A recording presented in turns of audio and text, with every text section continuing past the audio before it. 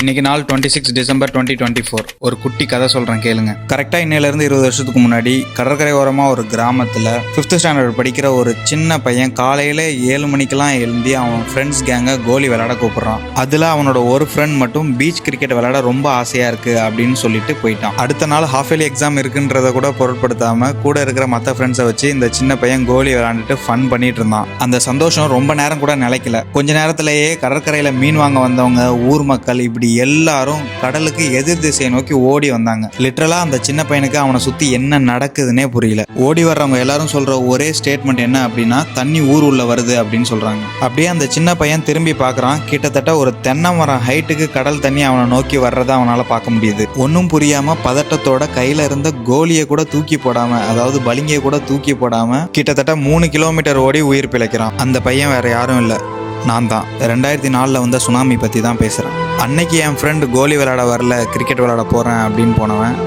இப்போ வரைக்கும் வரல. என்ன மாதிரி பல ஃபேமிலி, பல உயிர்களை இழந்த நாளும் இதுதான். இப்போ நினச்சா கூட உடம்பெல்லாம் சிலுக்குது.